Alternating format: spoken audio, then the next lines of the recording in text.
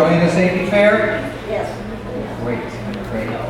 Well, I want to thank Devonshire for having us and just giving us this opportunity to talk with you a little bit about what you can do to stay at home longer and stay at home safer. Because that's really the key, is to really make sure that your home is set up in a way that will allow you to stay there safely as long as you possibly can.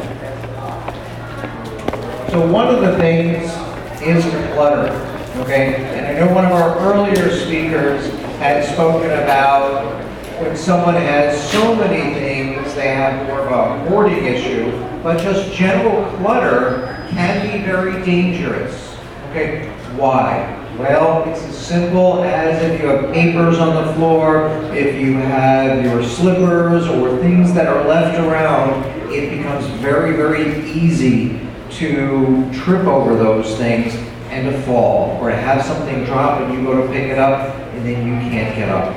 So clutter is one of the things in your home that you absolutely can do something about that will help keep you at home longer. So the more you keep your home in a clean, neat, or just less cluttered, the better. So what kind of things are considered clutter? Sometimes it's furniture. Sometimes it is your end tables or your coffee table or just having too much furniture in your area. So sometimes it's not so much the things that we put on our tables or put on our couches or wherever it may be, but many times it is in fact just having too much furniture. You really need a clear path to walk. You need a clear path if you're using a walker or a cane, so that you can safely get in and out of that area. And if you look at the picture, I mean, it's a pretty good, sometimes we all feel like this lady at the end going, oh my goodness, we all have that. So don't feel bad about having some clutter in your home. I think that is normal for anyone. But again, safety is a big issue. It's easy to trip or fall over things.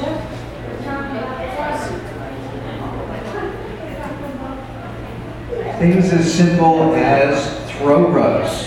How many here have throw rugs in there? Yeah. So what can you do? Throw rugs can be very pretty. They can be trip hazards. Okay. How many have tripped over their throw rugs in there? I know I have. Yep. Sometimes just walking into a store. You ever walk into a store and you see it and you're like, oh my gosh, you almost tripped falling in, just going in. One of the things that you can do to keep your throw rugs, get some of that double-sided tape, okay? They have the carpet tape that if you put along the edges will keep it in place, and it even works if you're putting it down on carpet or on a floor. Just remember, always clean the area before you put it down so it sticks well, because otherwise the dust in that we get here in Arizona will in fact make it so it's very difficult. It doesn't stick as well as it needs to, and that's one of the keys. Stairs. Do you have your handrails? Are they in good shape? Okay, it may be worth spending a few dollars if need be to have a handyman come in and to check your handrails to make sure that they are in fact well secured into the wall. All right, that is one of the things that can help you just up and down the stairs, because stairs can very well be dangerous. So one of the things to really look at. Having a little, if you look at the corner, the picture at the corner, you can get a little ramp that'll help you up and down. So if you have wheels on your walker, okay, that may be something that's helpful. Or if you're using a wheelchair, or even just stepping. How many times have we forgotten the step was there and you end up almost tripping, okay? So those are important things in your home.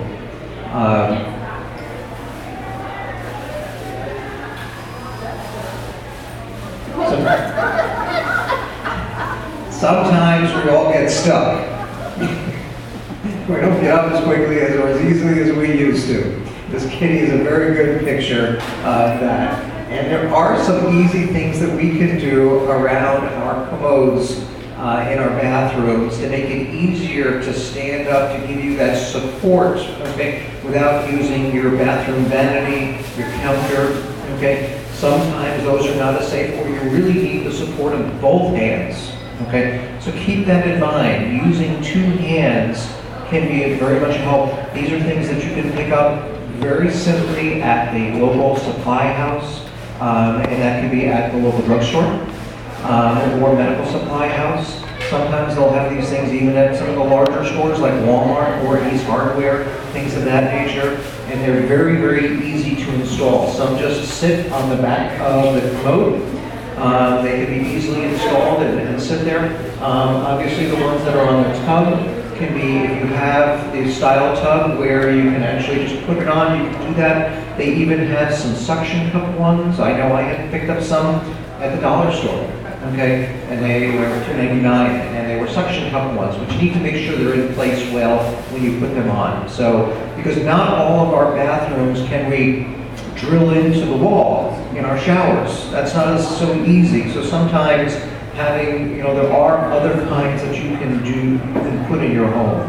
So those are kind of some of the things that bathroom safety is very important, because that is an area where if you fall, it's easy to get trapped, okay? And you don't want to be, what do I mean by that? Well, if you fall between your tub and your commode, it's going to be hard to get out, okay? And you can have some serious injuries if you're stuck there for a period of time. So a bathroom is an easy place to put some grab bars. They even make grab bars that will you can use instead of your towel rack. Okay, they will make those towel racks, and it's really just about getting them screwed into the studs in the wall.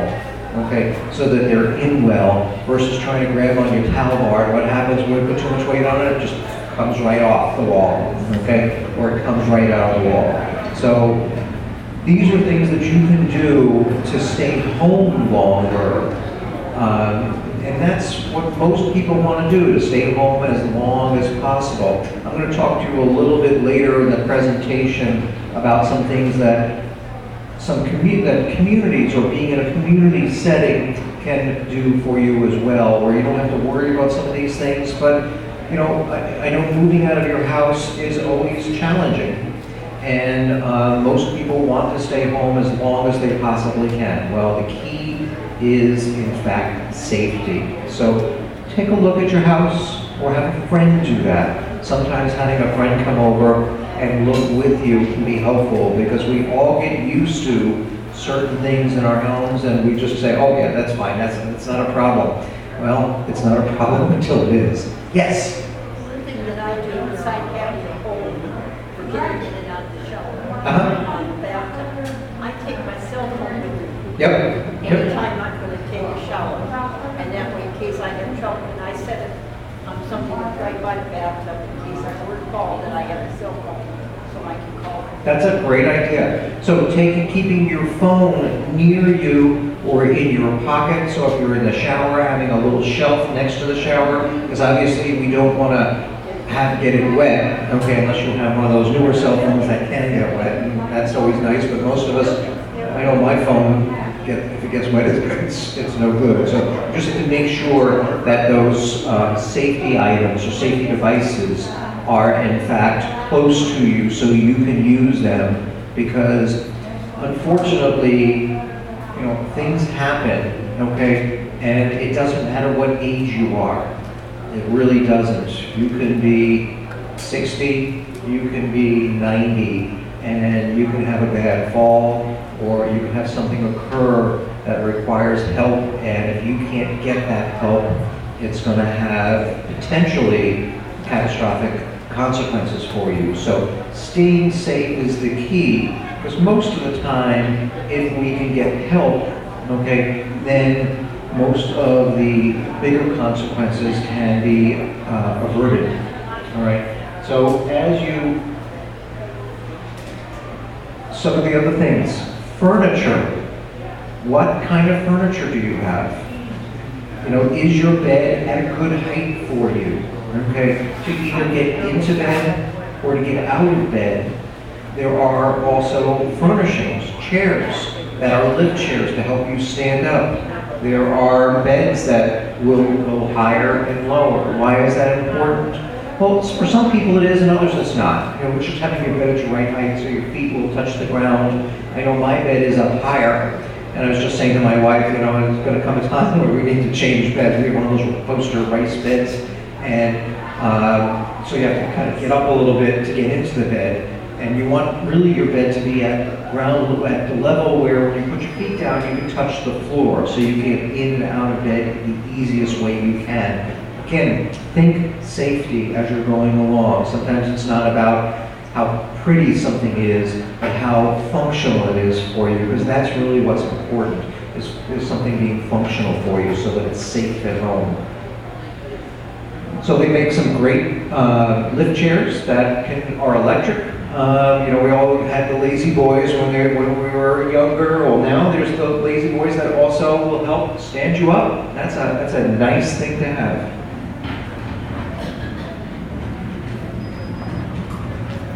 Okay, here is an item that you can utilize instead of your cell phone, or to use along with your cell phone. So these are safety pendants, okay? You don't have to live in a retirement community to have one of these. You can get it in your home. The general cost is between about $29 a month and about $49 a month. I even saw them at Walmart, the Walmart pharmacy. They actually had them in there where you can land them on little racks. You can buy one and just call in and set it up. And basically it's one of those pendants that you wear that even goes in the shower. Because sometimes if you fall in the shower, you can't reach where you may have set your phone down. Okay? So that is a big piece, is making sure that whatever system, I like your system though of having a phone, because that's great, because even just walking around with your phone in your pocket is great. That's a big safety issue, and that's great. I'm glad you're doing that, and I recommend doing that as well. But also one of the things that you can do is just this, and that is to get a safety pendant so that if you fall, you can push a button, it'll send a signal out. It goes usually, depending upon the system that you get, sometimes it'll go to your neighbor first, and if they don't answer within a certain amount of rings, then it goes to the police station, and they would come out and make sure that you're okay. So some simple things you can do is to set up a system if you have something like this, or even just have a key in a secret location that only your neighbor knows about, so that they can help you if you need assistance. Otherwise, what's going to happen is if 911 is called, they're going to come in. If they can't get in, they're going to break a window or come in through your door, and so that will avoid some potential damage to your house. But they even have ones that if you fall, it will automatically send a signal. So there are a lot of good safety devices out there, and there are a lot of brands of them. The Safety Alert is one of them. There are quite a few different ones. I mentioned a few on the piece of paper that you have. There are a couple different brand models, but you can go right on the internet and just put in Safety Alert pendant, and you'll come up with a bunch of companies in the area that provide those services. It doesn't matter which service you use, just whichever one is going to work for you in terms of what they do. But that is a really good safety piece. Okay, unfortunately, in my line of work, I've run across people who have passed because something happened and they couldn't get help. Okay, and that happened to my brother just a couple of months ago. 64 years old, young man, but he had started to have a heart attack, fell in his bathroom. Okay, there was nobody there to know. They found him 10 hours later. It was too late.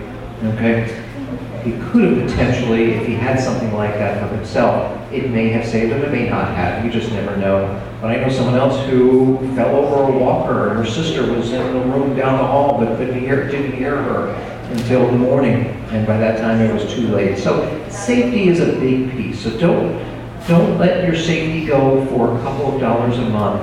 Have a system set up for yourself so that if you need help, you can get it. Because a lot of people want to stay home, and the key, again, is that it is a safe situation for you. Okay? So this is one of the things you can do that's pretty inexpensive. There may even be, contact the area agency on aging, there may even be some ones that have some discounted rates that are provided through the city. You'd have to check with them to see if they have those. If I think the 29 was the ones that I've seen.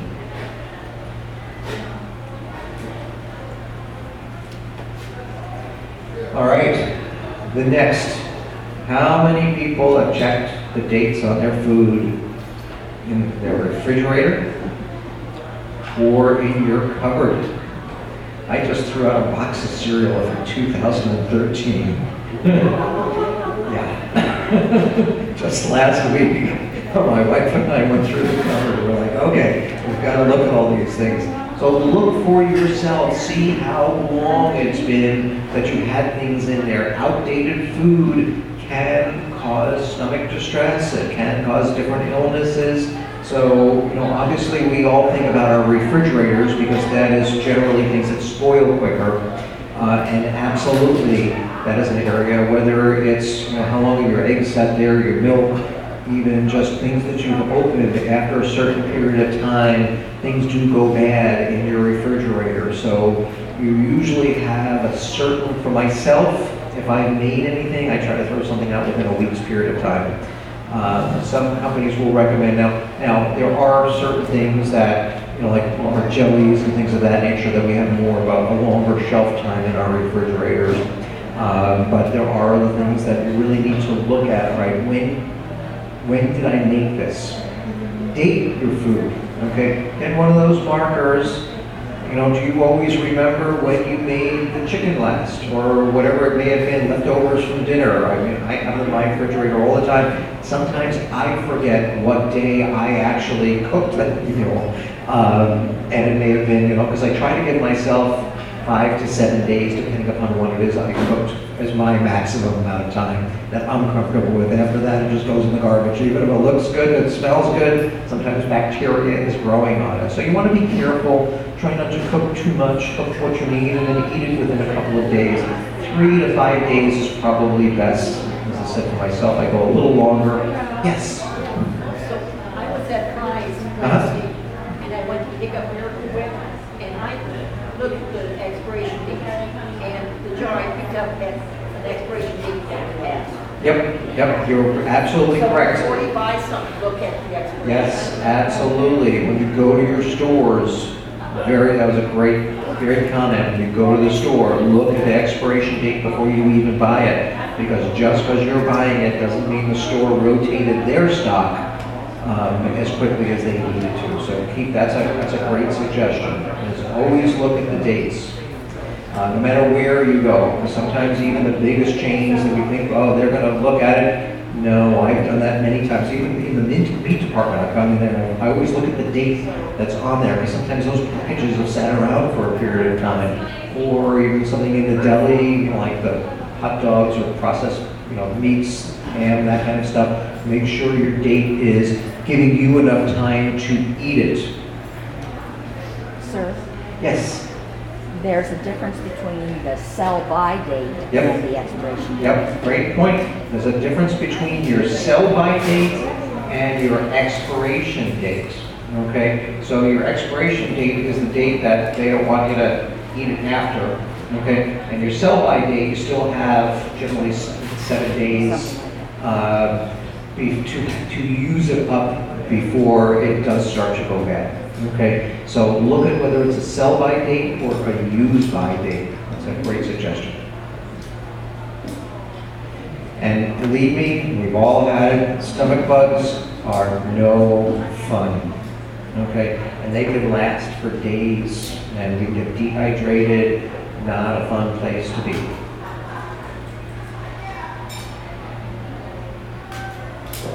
All right, the next one is medication management, another critical area for home safety. How many people forget whether we took a medication? Come on. We all forget. I forget every once in a while. Did I remember to take my Nexium this morning and it's an hour later? We all forget, okay? So what are some of the simple things you can do to help yourself? Yes. Yep. Okay. Like you said, you might forget and you check it. I'm going to check it. Yep. That's a great way. And as for some of the things that we saw out here at the safety fair, they have those little medication containers. You can get ones where they have them 3 times a day, or you can get just different ones. So if you, what you use is just putting them out in a tray. You can use little cups. You can use one of those little plastic containers. They're very inexpensive. They're about $1. Yes. Okay, great. Okay. Super. So you set it up for a week in advance, morning and night. And so you can get them where they're morning and night, or morning, lunch, and dinner, morning, lunch, dinner, bedtime. Okay? And if you set them up for yourself, you'll know I just have to check that compartment if I remember to take them for the day. And usually they will be labeled by the day of the week.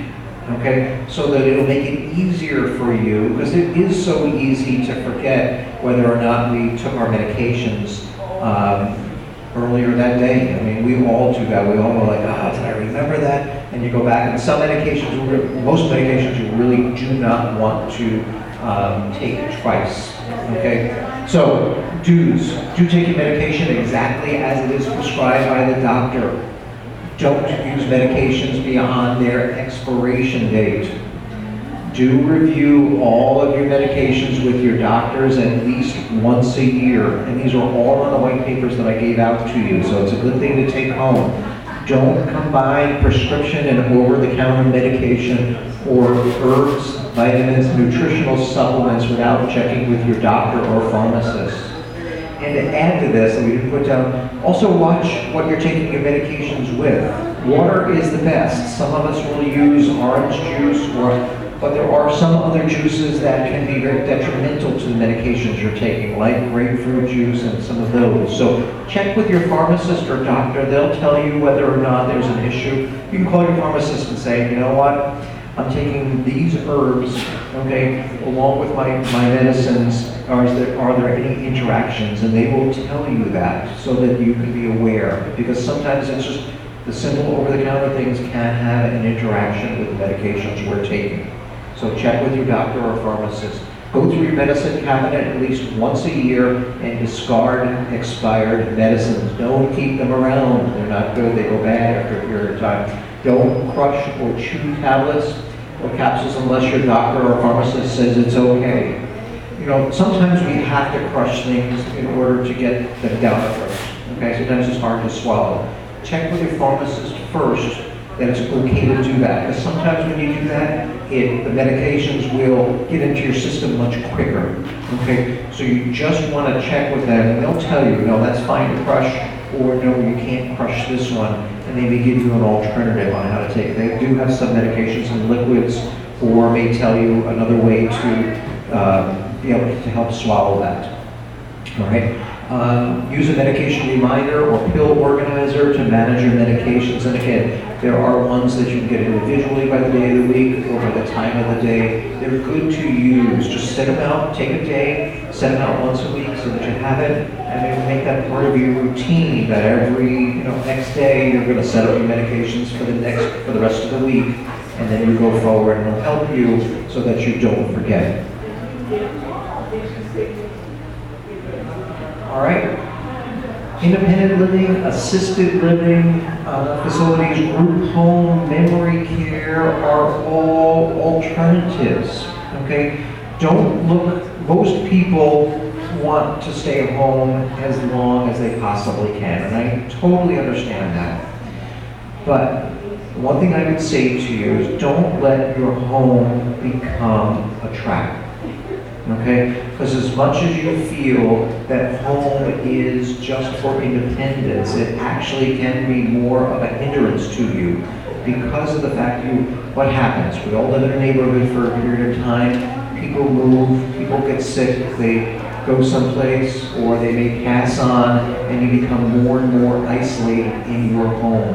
By going to either an independent living community or retirement community, It gives you more options for socialization. It will give you more options to meet new friends, have dinners together, go on trips, do activities together. There are so many options that will help you to flourish again in the larger communities. Group homes are also a wonderful alternative. It just depends on what you're more comfortable with. So I always tell people, if you're the social butterfly, the big facilities are great. If you prefer to be a little bit more private or a home-like setting, group homes are wonderful. So it just depends on what makes sense for you. There's also memory care facilities and skilled nursing facilities. So keep in mind there are all different levels of care. So you know, most people do not need to go into a skilled nursing facility or a nursing home, okay? It's only 5% of our entire population will ever go into a nursing home, okay? Most people manage very, very well in either an independent living or assisted living setting and do not need those services. So what do they provide for you? Independent living, assisted living, those grab bars will be there. You'll have the pendants that you can wear. It all comes with. There are people that can assist you. So if you push your button, there's going to be someone who's either going to check on you, call, or come by and see, depending upon where you're living, okay, and what options. So if you're in independent living, then yes, you're independent, and they will, but you'll still have, let's say, a pendant that will ring the front desk, and they're going to call and find out if you're okay, or may send someone over to check on you to see if you're okay. And so each of those, and there are ones for all budgets. So don't be afraid that you have to be a millionaire to live in one of these places. You don't, okay?